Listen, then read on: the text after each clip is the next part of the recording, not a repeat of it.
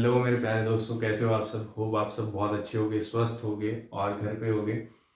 Last जितनी भी classes guys हमने की हैं, होप आपने अच्छे से रिवीजन आप लोग कर रहे होंगे।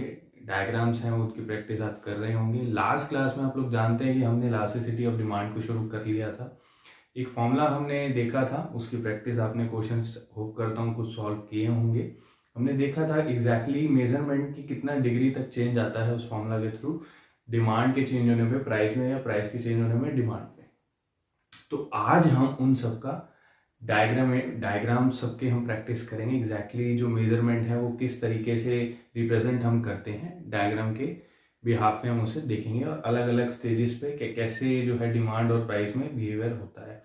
आज हम वो डायग्राम्स देखेंगे और नेक्स्ट क्लास में हम देखेंगे वो इनकम इलास्टिसिटी, क्रॉस इलास्टिसिटी और अदर जितने भी मेजर्स होते हैं उनके बारे में हम बात करेंगे। इलास्टिसिटी ऑफ डिमांड के जो डिटरमिनेंट्स होते हैं उनके बारे में भी हम बात करेंगे।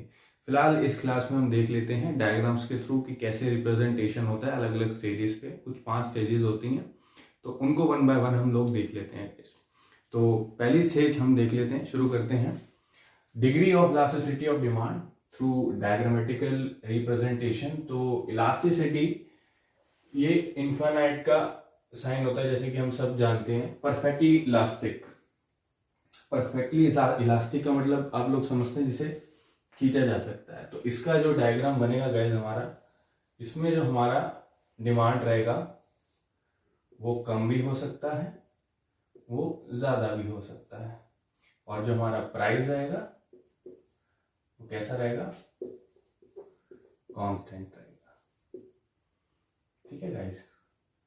लेकिन जो हमारे क्वांटिटी डिमांड है वो चेंज हो सकता है। तो इस तरह के जब हमारा सिचुएशन होगी, परफेक्टली इलास्टिक सिचुएशन होगी, जहाँ जिस फर्म में मान लीजिए कोई फर्म है, वहाँ पे जो प्राइस है वो कांस्टेंट है, चाहे आप कितनी भी क्वांटिटीज लें। पिछले साल भी उसका प्राइस सेम था, इस साल भी उसने प्राइस चेंज नहीं किया। क्वांटिटीज आप कम करें या ज़्यादा करें उससे कोई फर्क नहीं पड़ता। तो उस समय पे जो आपका डायग्राम रिप्रेजेंटेशन होगा वो कुछ इस तरीके से होगा। इसमें आप देख पा रहे हैं आपका जो प्राइस है वो बिल्कुल कॉन्स्टेंट है और जो क्वांटिटी डिमांड है वो कम या ज़्यादा हो रही है। इसे हम कहते हैं परफेक्टली इलास्टिक। तो अगले बात कर लेते हैं परफेक्टली इन इलास्टिक का। डेफिनेटली इसका अपोजिट होगा। परफेक्टली इन इलास्टिक का मतलब यह है कि जो आपकी क्वांटिटी डिमांडेड है वो बिल्कुल सेम रहेगी। ठीक है गाइस। और जो प्राइस है वो कम या ज्यादा होता हुआ आप देख सकते हैं। अब इसके लिए हम एग्जांपल कौन सा ले सकते हैं? इसके लिए हम एग्जांपल ले सकते हैं मेडिसिन का। अब मेडिसिन के प्राइस अगर बढ़ेंगे या कम होंगे तो ऐसा तो नहीं है अगर कम हो गए तो आप ज्यादा क्वांटिटी उसकी लेनी शुरू कर देंगे, और ऐसा भी नहीं है अगर वो महंगी हो गई, अगर डॉक्टर ने इमरजेंसी में आपको लेने के लिए कहा है कि आप नहीं लेंगे। तो ऐसे कुछ मेजर्स होते हैं। इसमें जो है हमारी क्वांटिटी क्या है वो परफेक्टली इनलास्टिक रहती है। ठीक है गाइस, जीरो रहती है, मतलब कोई भी चेंज नहीं आएगा क्वांटिटी में, प्राइस हमारा कम या ज्यादा होता रहता है। ठीक है गाइस। तो ये हमारे हो गए 2 मेजर्स। अब हम नेक्स्ट की बात कर लेते हैं यूनिटरी इलास्टिक। यूनिटरी इलास्टिक मतलब जो डिमांड है वो इक्वल टू 1 है, मतलब प्राइस और क्वांटिटी डिमांड दोनों ही इक्वली चेंज होंगे। चेंज तो होगा दोनों में, लेकिन दोनों ही इक्वल ही चेंज होंगे। ये हमें एग्जैक्टली दर्शाता है लॉ ऑफ डिमांड कर्व के लिए।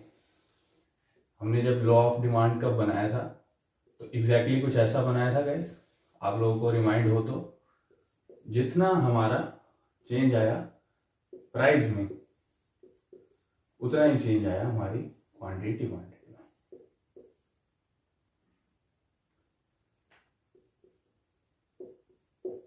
ठीक है गाइस। तो नेक्स्ट बात कर लेते हैं हम मोर देन यूनिटरी इलास्टिक। अब मोर देन यूनिटरी इलास्टिक का मतलब ये है जो डिमांड है वो आपकी प्राइस से ज्यादा है। चेंज तो हो रहा है दोनों में, लेकिन जब चेंज हो रहा है उस समय जो डिमांड में जो चेंज हो रहा है वो प्राइस के मुकाबले ज्यादा हो रहा है। तो इसमें आप देख रहे हैं जो डिमांड है आपकी ज्यादा चेंज हो रही है और प्राइस में थोड़ा सा।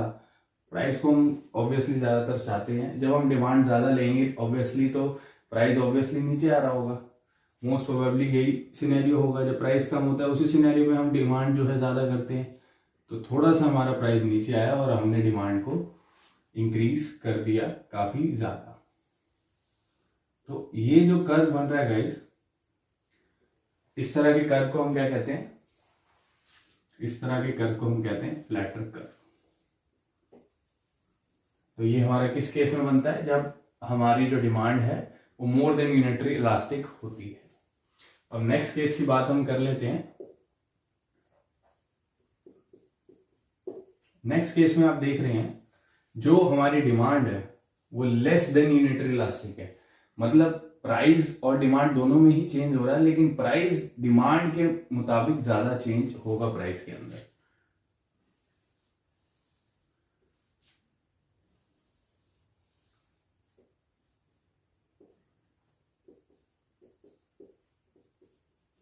ये हमारा प्राइस हो गया, ये हमारा क्वांटिटी होगी। आप लोग जैसे कि देख पा रहे हैं कि हमारे जो क्वांटिटी है उसमें थोड़ा सा ही चेंज आया, लेकिन प्राइस में ज्यादा चेंज आया। इस तरह के कर्व को हम कहते हैं स्टीपर कर्व।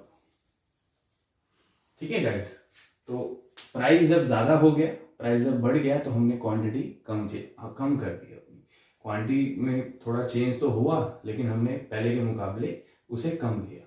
तो ये कुछ 5 सिनेरियोज होते हैं जब हम इलास्टिसिटी ऑफ डिमांड को देखते हैं, तो ये बिहेव करती हैं। प्राइस और इलास्टिसिटी ऑफ डिमांड के लिए, डिमांड में जब दोनों में चेंज आता है तो किस तरीके से जो डायग्रामेटिकल रिप्रेजेंटेशन करना है आपको, वो 5 तरीके ये हैं। इसको आप में स्क्रीनशॉट ले लीजिए, प्रैक्टिस आप कर लीजिएगा एक बार। इसमें कंफ्यूजन काफी बार होता है, और अगर किसी भी टॉपिक में किसी भी डायग्राम में कोई कंफ्यूजन हो तो मुझे स्क्रीनशॉट लेके आप भेज सकते हैं कभी भी मेरी मेल आईडी पे, एनी टाइम मैं आपको डेफिनेटली रिप्लाई करूंगा। ठीक है गाइस, तो इसको आप स्क्रीनशॉट ले लीजिए। अब आगे बात करते हैं हम इनके डिटरमिनेंट्स के बारे में।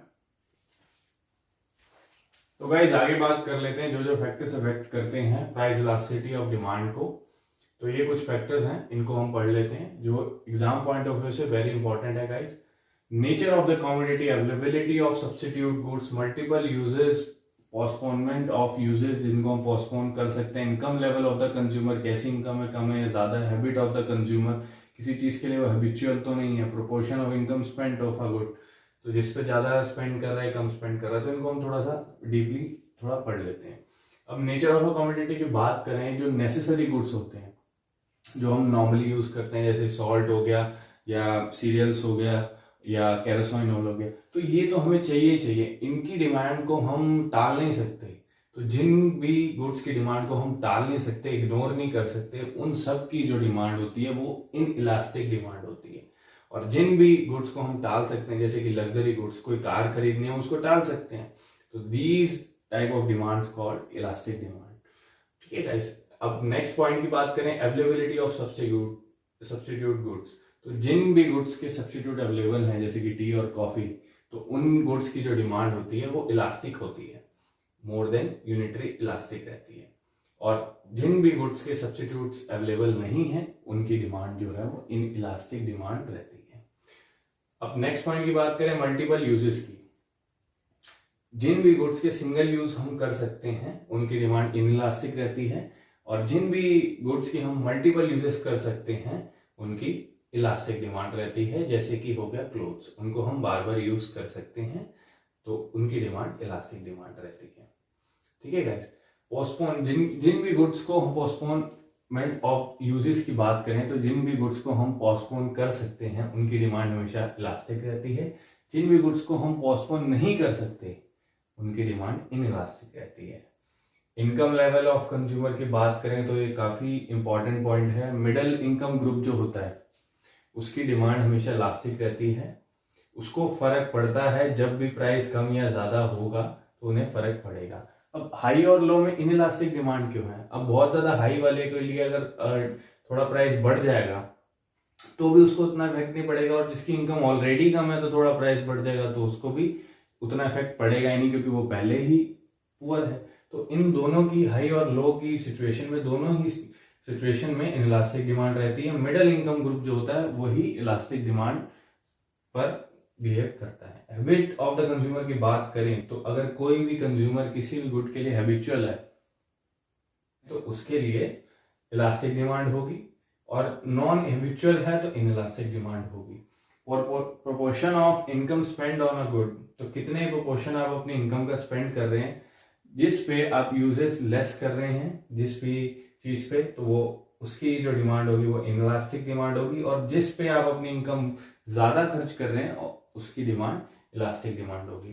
तो ये कुछ 7 फैक्टर्स हैं गाइस, ये बहुत इंपॉर्टेंट है इलास्टिसिटी ऑफ डिमांड को समझने के लिए। तो इसका स्क्रीनशॉट आप लोग ले लीजिएगा एक बार और इसको रीड करिएगा, खुद से समझिएगा। कोई भी डाउट हो तो आप मुझे मेल कर सकते हैं कभी भी, ठीक है गाइस। इसका एक बार स्क्रीनशॉट ले लीजिए, मैं साइड हो जाता हूँ। हाँ, तो गाइस होप आपको ये आज की क्लास काफ़ी अच्छी लगी होगी, और पिछले जितने भी क्लासेस हैं आपने वो भी अच्छे रिवीजन आप कर रहे होंगे। आगे एग्जाम्स जो आने वाले हैं आप लोगों के, 11th क्लास हो गई, आगे एसएससी के एग्जाम्स भी निकल चुके हैं, वो भी अगर आप लोगों ने पढ़े हैं तो उसमें काफ़ी आपको हेल्प मिलने वाली है। तो आप सपोर्ट करिए, अब चैनल को सब्सक्राइब करिए, अपने दोस्तों के साथ शेयर करिए वीडियोस। जो भी क्लासेस अफोर्ड नहीं कर सकते महंगी महंगी क्लासेस, तो उनके लिए ज़रूर हेल्प करेगा इकोनॉमिक्स का ये जो मैं सीरीज निकाल रहा हूँ। इसका पर्पज़ यही था कि जिन भी लोगों को वो उस लेवल की जो नॉलेज नहीं मिल पाती है तो वो इजी वे में वो लोग समझ पाए without any paying any cost. तो गाइस होप आपको ये क्लास अच्छी लगी होगी।